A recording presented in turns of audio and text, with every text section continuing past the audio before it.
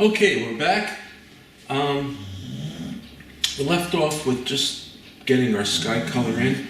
I'm now taking a just an old 1.5 inch paintbrush, really sort of house paintbrush is what it is. You can get these at a hardware store or Home Depot for a set of them for about $5. Cheap. It's not that you're going for cheap, but what happens is you could spend $20 on a brush this size if you don't know better from an art supplier. And unless you're painting a big painting, but this is a 16 by 20, this will do the job for what I need. So I save my expensive brushes for the jobs that they're critical for, and I'll just use this as just to soften in whatever's going on here. Okay, that's good for that. I'm going to go back to my other brush, which, by the way, is a big brush in itself. Can't read the size, I wore it down. Number 8. So I'm going to get some of this background color of the mountain. And it's not really a mountain, it's some trees. So let's get a little bit of ochre. Let's mix it into some of this blue that we have here.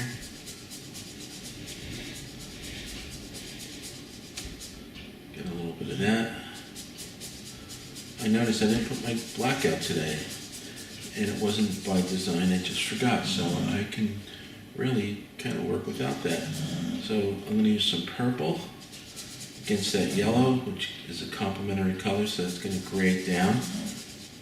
Let's just put that on there, see what it looks like. It's way too light, so we'll get a little bit more purple in that tone.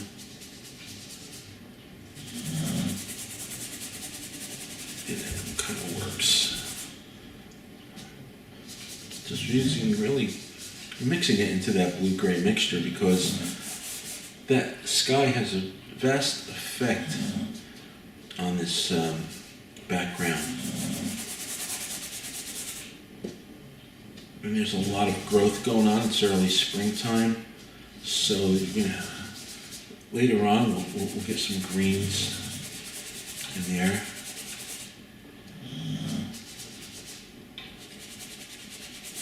Start with.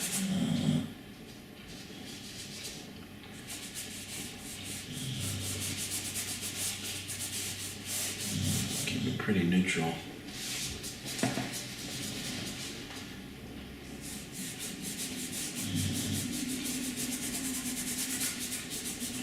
Most of the time when I'm painting, I stand as I am now. The reason I'm sitting is because I'm trying to get used to staying off to the right, because I'm a lefty, so I want to stay out of the picture, and I find it's easier to do that sitting. Unless I'm a little bit more conscious of it, but I'm going to be standing now because I want to get this color scrubbed in nicely. I can do it relatively fast. A nice little arc going here.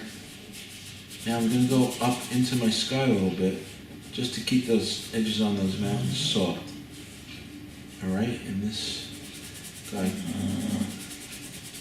comes down on a bit of an angle. As things go back in the distance, on a blue sky day they'll get more bluer. They'll definitely lose intensity of color, but they'll also, we can paint them with less sharpness. Painting relatively, those edges soft. Unless, if your mountain is your focal point, which you can see in a lot of paintings done out west, and of course here too, but we're just keeping these soft because they're not really the focal point. And they're sort of trees, and we're going to get some green in them later, so there's no sharp edge to them. effect.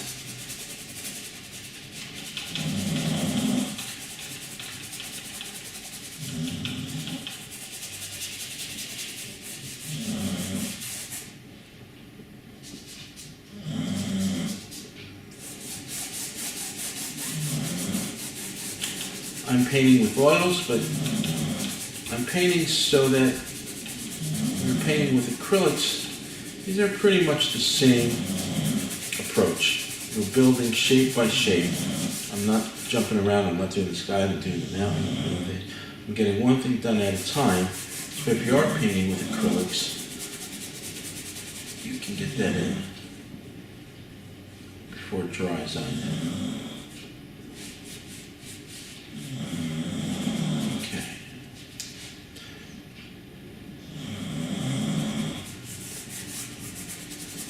And that's good.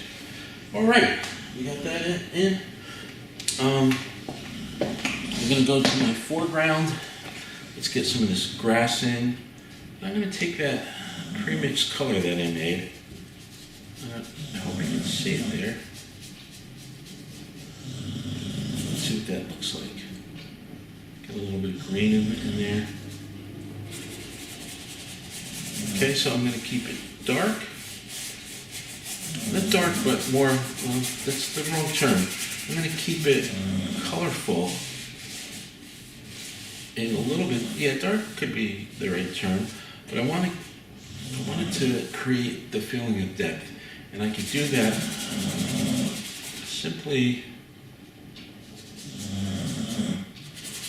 by keeping the foreground more colorful and a little bit darker. If I were just to do this in black and white, and this was a dark gray, and that was a lighter gray, and that was a lighter gray still, I would get this feeling that my picture's going back. And that's really what we're doing as painters. We're constantly creating the illusion. Okay. Don't want to do too much more with this right now, but I do want to pull it up to that line. And I'll pull it up softly, simply because there's some things going on in there that I might want to get to create a little variety in this. I did remember seeing, and I stay with my big brush just for a second, but when I was outdoors looking at this, I do remember seeing a little bit of green on that horizon, on this line right there. So I'm just going to sneak that in now.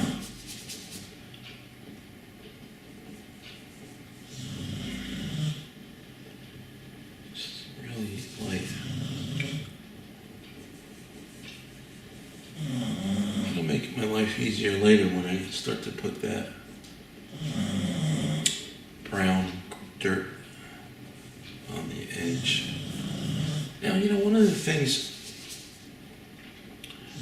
as a creator, you know, that's really what you are at this point when you're painting something, is we can change things around a little bit if we feel it will enhance the painting.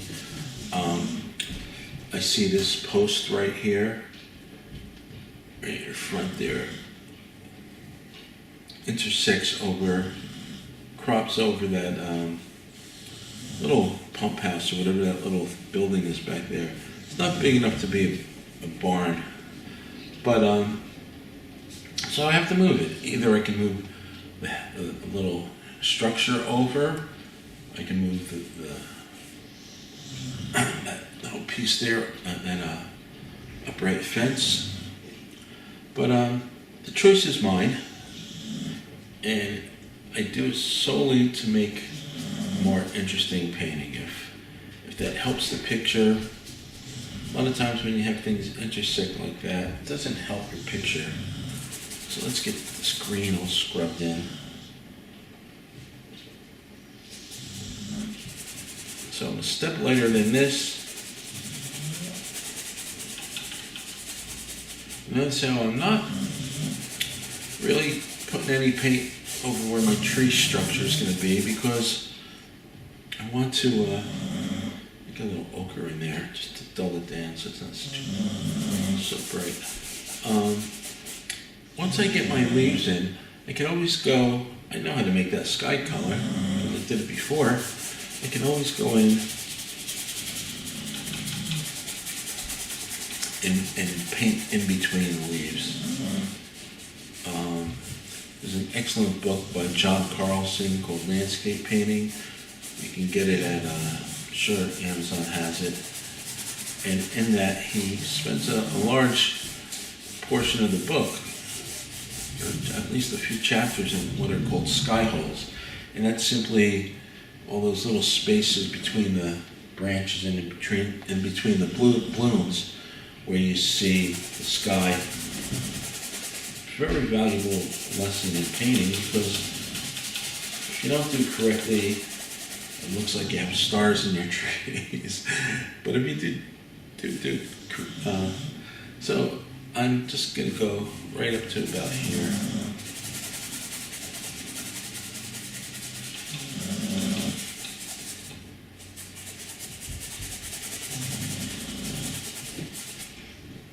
I did make a mistake just now because I do have a lot of, let me see if I can get this out.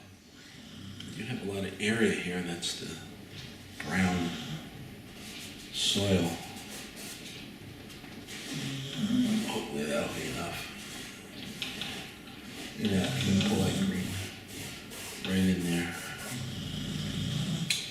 And I think what I'll do is, a minute before my video time is off, I'll mix a little of this, some ochre, get a little magenta in there, a little red maybe, to get that soil color. I don't want it to be too red. And let's just see what that looks like down here. Not bad. I get a little, just changed every day that I saw it. Very dark one day, light the next. When I was out there yesterday looking at this, it was quite light, especially towards the end here. So I'll just lighten this up.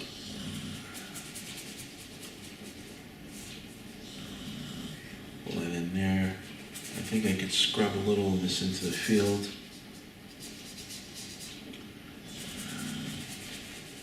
On the edge there. A little going across here in case some of this shows through. All right. Go to the next video and we'll be back.